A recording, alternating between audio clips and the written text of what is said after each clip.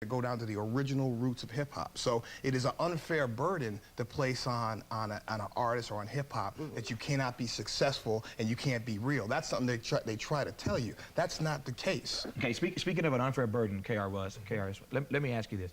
There are a lot of folk who will give you a pass when you talk about, as corrupted a moment ago, Reaganomics, conservative politicians, the system, the man, et cetera, et cetera. They'll give you a pass when you talk about that. Let's face it, we are, in fact, demonized every day in a lot of ways by those outside of our community. Sure. But people oftentimes, I shouldn't say oftentimes, people seem to never hear those who are in the hip-hop culture take responsibility for the role that they play.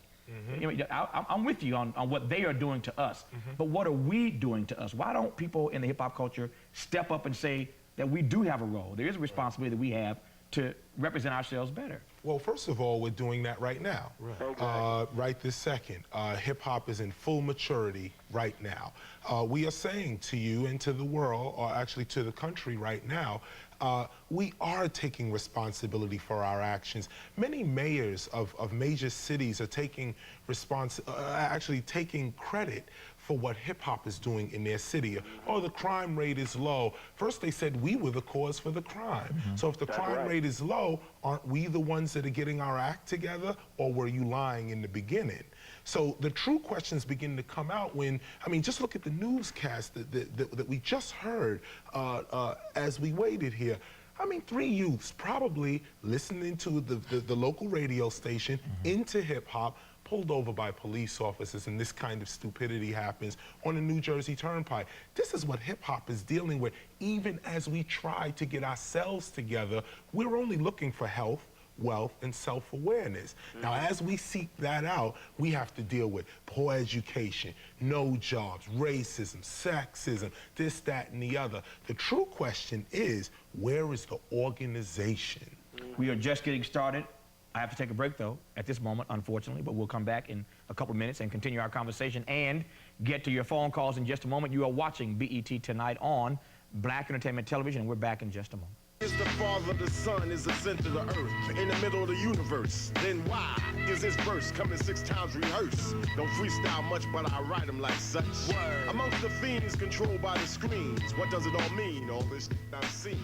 Welcome back to BET Tonight. We are back talking about the hip-hop culture, and this being the first day of Hiphop Appreciation Week, first time ever. I suspect this will become an annual event, knowing KRS-ONE. We go to Wanda in West Virginia. Wanda, thanks for holding you on the air.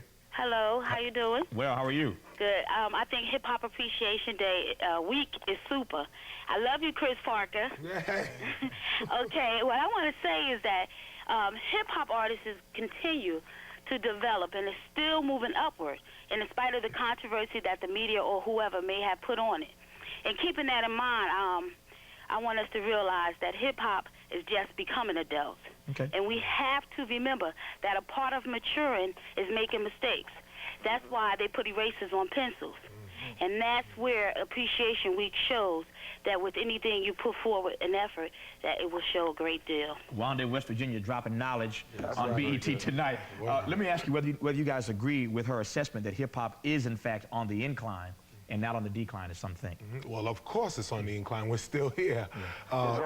People tend to... But you admit, though, you can be somewhere and not necessarily be moving up. Well, yeah, but see, but that's not our case. Right. We are moving up, out, we're broadening. If anywhere in the world we are to see Dr. Martin Luther King's dream fulfilled, it's in hip-hop. Look around. Just take a look around the whole society. Anywhere you see young black youth, young white youth, Asian youth, Native Americans, Chicano, Mexican, Latino community on a whole, all coming together under one cause, one culture, one vibe. That's hip-hop. I don't see that nowhere else in the world.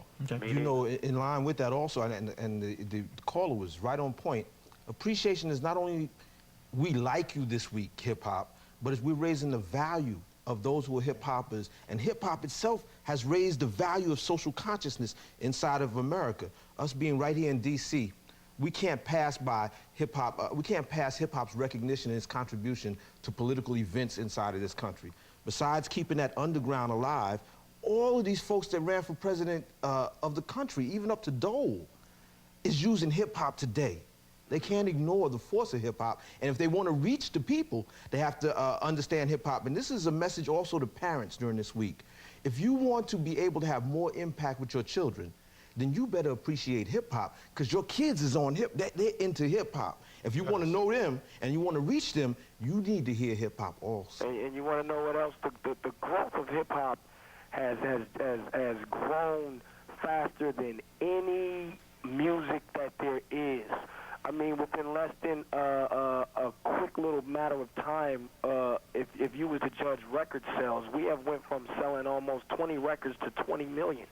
So, you know, just like what the brother said right there, man, you know, the kids is into hip-hop, you know? Right. So really, people really need to look at it. I mean, on the phone right now, you have two separate MCs who came from